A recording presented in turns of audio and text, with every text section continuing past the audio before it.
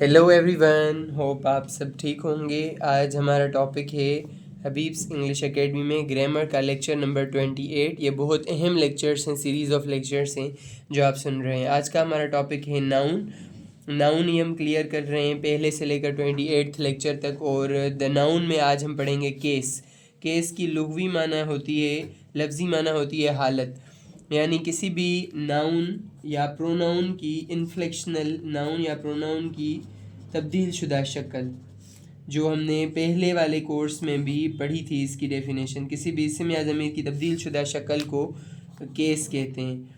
अभी हम case discuss करेंगे एडवांस फॉर्म में। फॉर एग्ज़ाम्पल हमारे पास दो सेंटेंसेस हैं। नंबर 1, जॉन थ्रू अ बाल। जॉन थ्रू अ बाल। दूसरे नंबर पर हमारे पास एक सेंटेंस है, the horse kicked the boy.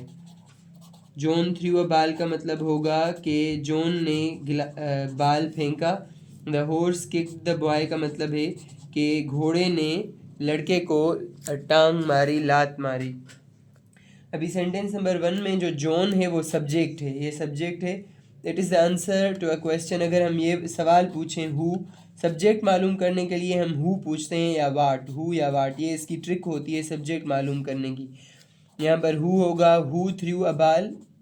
Who through a बाल अगर हम पूछेंगे किसने बॉल फेंका, हमारे पास आंसर आ जाएगा जॉन। और जॉन क्या है?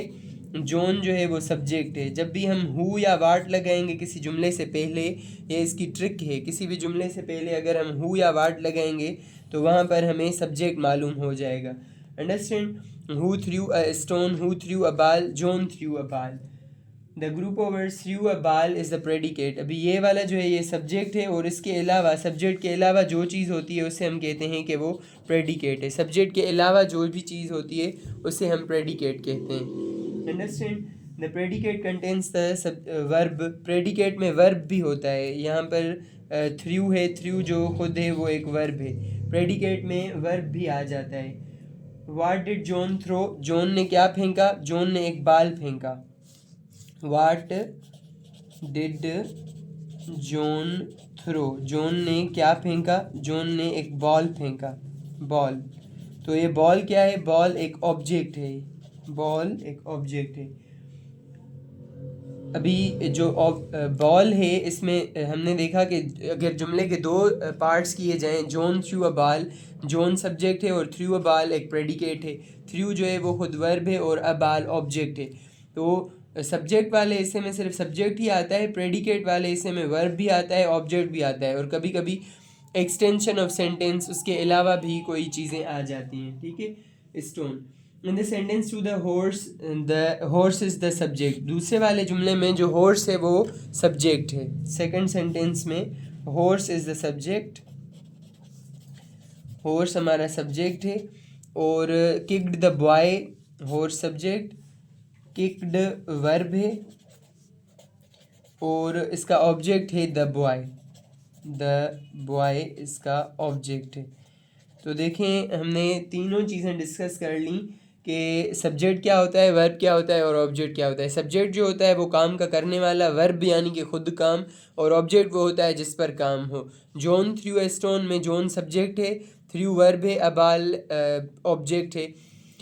इसमें हम देख रहे हैं जॉन काम कर रहा है, कौन सा काम? फेंकने का काम कर रहा है। और किस चीज़ पर काम कर रहा है? एक बॉल पर काम कर रहा है। तो सब्जेक्ट, वर्ब और ऑब्जेक्ट अक्सर ये पोजीशन होती है सेंटेंसेस की।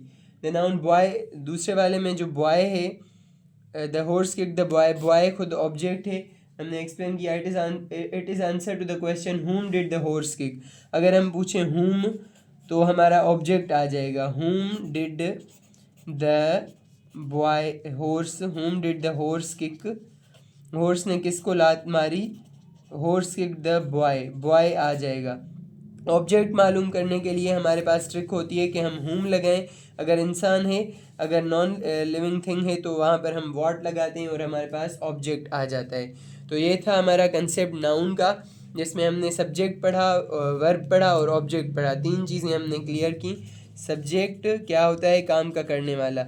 वर्ब क्या होता है? काम खुद।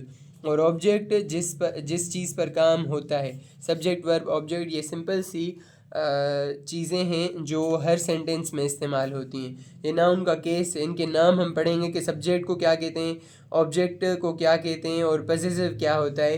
ये तमाम चीज़ें हम क्लियर करेंगे। Thank you so much for listening. Please like, comment, share and subscribe.